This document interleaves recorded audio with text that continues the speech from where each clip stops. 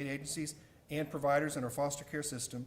We just left a meeting a short while ago and are very appreciative of the testimonials we heard as we gathered further information on the crisis and to understand how we can help. It really helped put a face on the $91 million we're talking about spending. Without question, we remain committed to doing everything we can to make sure our foster care system receives the funding prioritized by the governor's call for the special session. Now, Human Services Chairman James Frank will give us a recap on how we got to the state our system's currently in, and Representative Lacey Hull is going to deliver a summary on the meeting we've just held and why the time to act is now. So, James. Thank you very much. Thank you very much. Thank you, Chairman Murphy, for your leadership of the caucus, the Republican caucus during these frustrating times. And thank you, caucus members, for being here. I know a lot of y'all have spent a lot of time working on these issues, and I appreciate it very much. I also want to thank the providers who we just met with, who actually do the work. It's, you know, we make all the laws and we fund it, but at the end of the day, it takes providers, foster parents, those kind of things, and we've been meeting with them to try to see what we can do to improve the system. We took a lot of actions that I'm proud of, and I think a lot of the members are proud of in the 87th legislature. We made tremendous strides on addressing the trauma of unnecessary removals. Chair Click, Chair Kraus, Representative Hall, and others filed bills that we passed. And as those get implemented, that will help on the front end of the system. We also had Families First, which is a federal program that we have that implemented, and we have the bill got passed, and all of that is focused on keeping kids out of the system, keeping them in the home when it's possible. And so we're proud of that, and again, that requires implementation. We also passed an omnibus bill that Chair Colcourse filed that did a number of things. That's why it's called omnibus. And we also, importantly, fully funded the request of DFPS or CPS on appropriations. Unfortunately, there is still some areas of improvement in the agency, and that is the CWOP, the Children Without Placements. The main reason is over the last year and a half, despite the increased funding, we have lost over 1,000 placements to put kids, places to put kids, mostly of the high-end therapeutic beds for the high-needs kids. And so there's a lot of factors at play. It was COVID, that was the first start of it.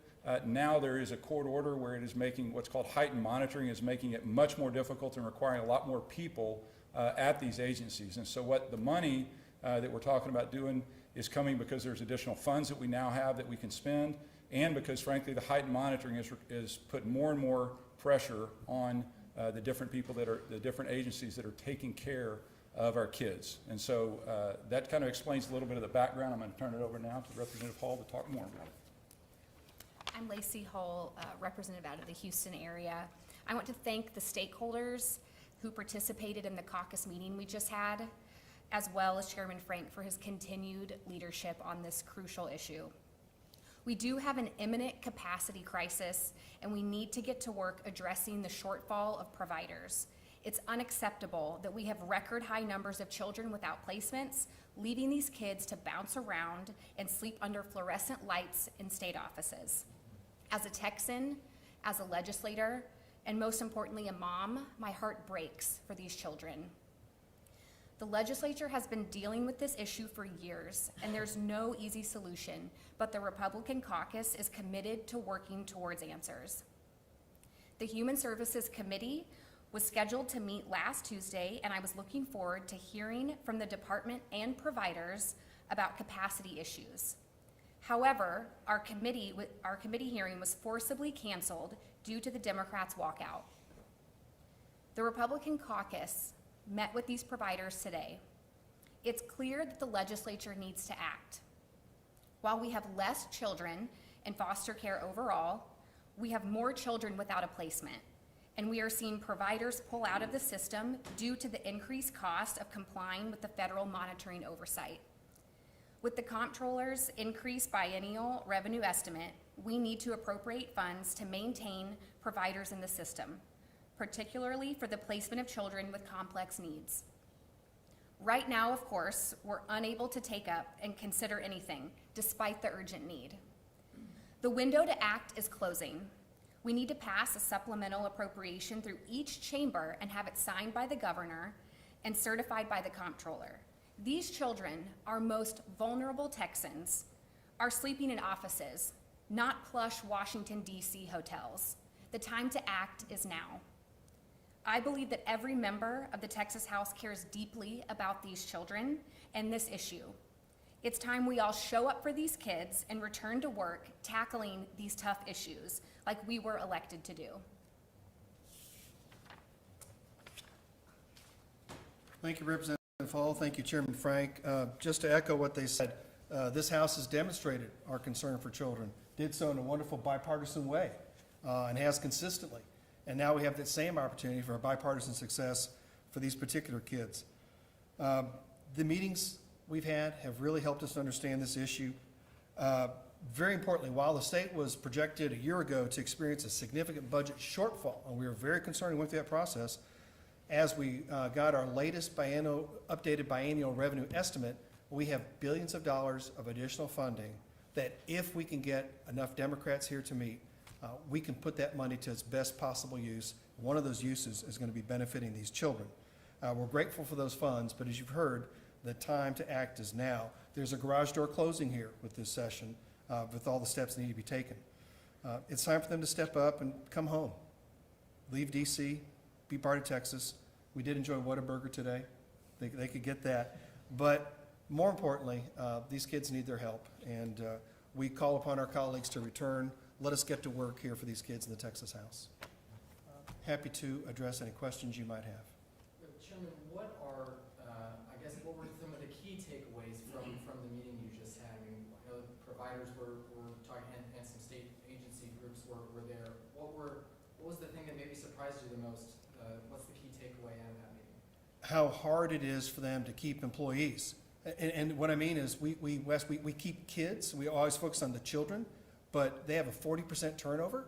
And so trying to hire and keep people working in very difficult conditions with challenging kids was one takeaway for me. We didn't have a debrief to go through that. I'm sure every member here, and they were all here, and there were a dozen providers in the room, had their own takeaways, but that was clear to me. The second is, as you heard Chairman Frank talk about, we have lost providers along the way. So it's a real problem, and it's gotten worse. The shame of it is we have the money to fix it. We just lack the people to do it. What is the money specifically going to be used for? I mean, I know 91 million can go a long way, but how will it be implemented? Yeah, my understanding is it's really to reduce the number of cases they're handling, so they have the ability to deal with these more difficult, more needy kids. And that's where we're trying to give them enough resources to take care of those kids that are more challenging. We heard about these children without placement, CWOP is a term I learned today. There's 415 of them that don't have a place to go. And we're trying to make sure we have the places to put them, homes to put them. And so the reason we couldn't get this done during the regular session is there wasn't enough money? The money was not available then. And something to understand, and this is the unwritten story that's a background to this entire session, which is the Texas economy is really doing quite well. We're recovering. We've done the right things in Texas when it comes to the regulatory environment, the taxing environment. Businesses are responding, they're hiring people, they're producing tax revenues, thank you. And now we have the ability to help with not just these children, this is what gives us money for the border. This is what gives us money for the 13th check for the teacher. This is what we've got the resources to do. And it's a wonderful blessing, but only if we put it to use. And how much of this feels like a response to the lawsuits that are being handled through the court system, and how much of this feels like a genuine concern for the kids going through this process? Yeah, there's no doubt that the court cases have caused an increase in the cost of delivering services, but the reality is when you go a year without having visitations because of COVID, you build up a huge amount of unmet need. And the transitions in the agencies also occurred in that same time frame. You might call it a perfect storm. It's one of those things, we're trying to do what we can on the things we know that are needed, which is why getting the Democrats here to put those additional resources to work is really the key. Awesome, thanks y'all. You talk about kids living under lights, and could this be translated, this meeting be translated to kids along the border who are also separated from the parents and sleeping in those conditions also? Absolutely. The kids that we're talking about are children without placement of the CWOPs. Some of those same people may go into that same system, and we want to make sure they get the care they need. So, good point. All right, thank you, everybody.